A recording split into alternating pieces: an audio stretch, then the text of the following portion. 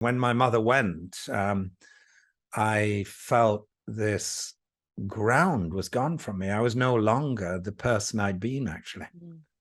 And I always think grief is like, it's like falling in love. You're literally falling, and you're waiting to touch the ground, and you don't. You just keep falling, actually. I always say the only cure for grief is grief itself, yeah, and feeling it more fully.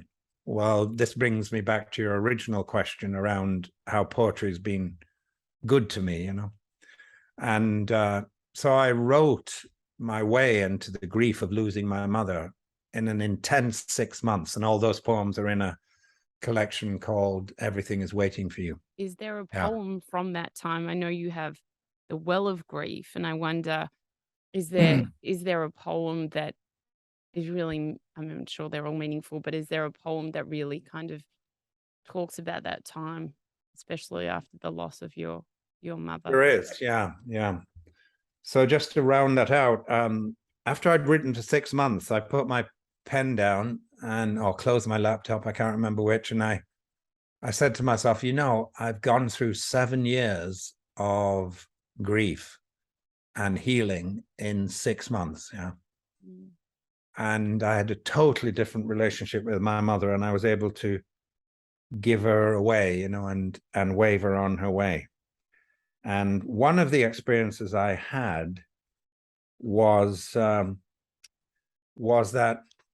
this woman who had thought about me above almost anything else in her life was actually not concerned with me anymore. She had other fish to fry. Yes. And it was when I first had that sense, it was quite disturbing, but then it became quite wonderful, actually. And I said, when my mother was alive, I was never able to really see her as a woman independent of being a mother. Yeah. Yeah. And yet she was, yeah. And she could have had a life without being a mother. Yeah. And so this is a piece I wrote for her after she went.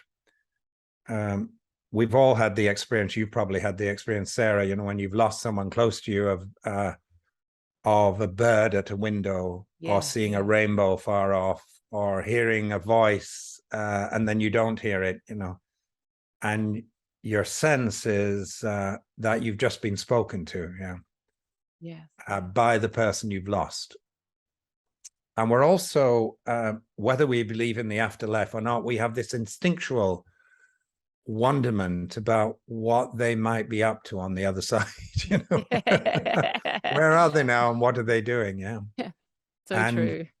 my intuition was my mother was already off into a new childhood. Yeah. Really? And she her own childhood had been cut short by the loss of her own mother, and she'd had to look after her sisters and brothers. Yeah. So I felt like she was both meeting her old mother and being a child in her new life. And she was skipping off and just leaving us all. Yeah. That's beautiful. Done that. Yeah. I've done that. Yeah. I've I've had a had that son. time. Yeah. Yeah. Time I'd to have move on. Yeah. killed myself. Time to I'm going on. So, re-enjoy my childhood again. yeah. But one morning I woke up in the cottage in Yorkshire with my father was in a different room. And I had a dream whereby I got this letter from her in the dream, and I was sat on the back bench by her rose bush, actually, Dublin Bay roses, and I was in sunlight, and I was looking at the envelope in my dream, and I was so happy because I knew in the dream, as you do know in dreams, that inside this letter, she would tell me where she was and what she was about, and I'd find out everything about what she was doing. And I was so happy. And then I went to open the envelope, and didn't I wake up, of course. Yeah. And I tried to get back to sleep. I put my head back on the pillow in the same place. And then I sat up and I said, David, there's part of you already knows what your mother would say to you. Now go to the kitchen table and write that letter to yourself. Yeah. Yes. So I did, and this is the piece I wrote. It's called Farewell Letter. And the letter from my mother after she passed away. Yeah. Farewell letter. She wrote me a letter after her death. She wrote me a letter after her death. And I remember a kind of happy light falling on the envelope as I sat by the rose tree on our old bench at the back door, so surprised by its arrival, wondering what she would say, looking up before I could open it and laughing to myself in silent expectation. Dear son, it is time for me to leave you. I'm afraid that the words you are used to hearing are no longer mine to give.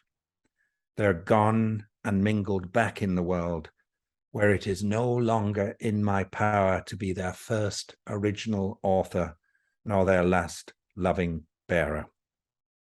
You can hear motherly words of affection now only from your own mouth. You can hear motherly words of affection now only from your own mouth, and only when you speak them to those who stand motherless before you. You can hear motherly words of affection now only from your own mouth, and only when you speak them to those who stand motherless before you. As for me, I must forsake adulthood and be bound gladly to a new childhood. You must understand this apprenticeship demands of me an elemental innocence from everything I ever held in my hands. I know your generous soul is well able to let me go. You will in the end be happy to know my God was true. And I find myself, after loving you all for so long, in the wide, infinite mercy of being mothered myself. P.S. All of your intuitions were true. Ugh. I know your generous soul is well able. You can only have your own mother say that about you in a poem. Yes, exactly. I know your generous soul is well able to let me go. You will, in the end, be happy to know my God was true.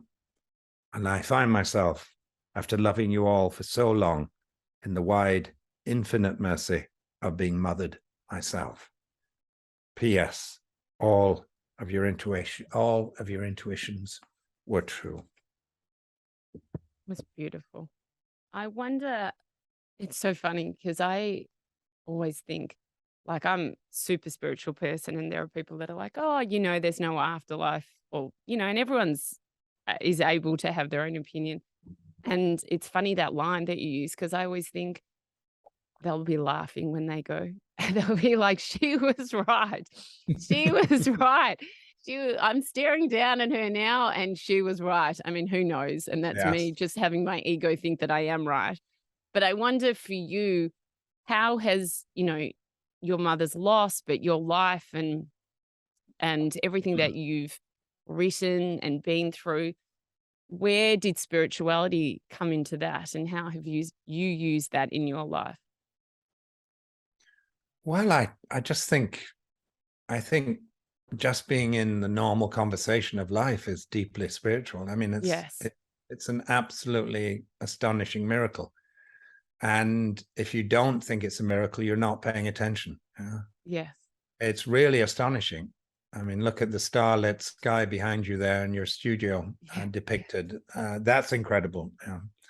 You've only got to look up into the sky, but you don't even have to look up into the sky. Just the outline of your daughter's face, or a friend's laughter, or the ability to see. My friend John O'Donoghue used to say, he was a great theologian and speaker, and he used to say, and as a priest, he'd say, the great miracle of life is not the turning of water into wine, or walking across the water on Galilee. He said, the great miracle of life is that there's something rather than nothing. Yes.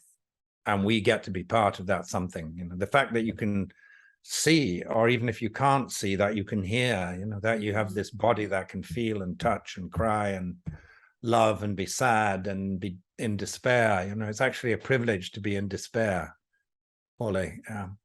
So I've always felt that. Actually, always had this instinctual sense that the whole thing was just absolutely astonishing, you know. Mm.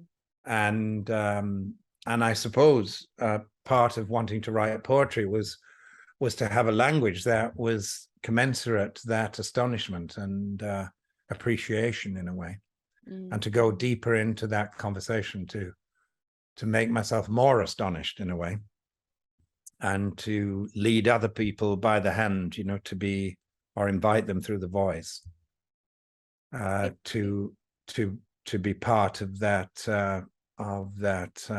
invitation.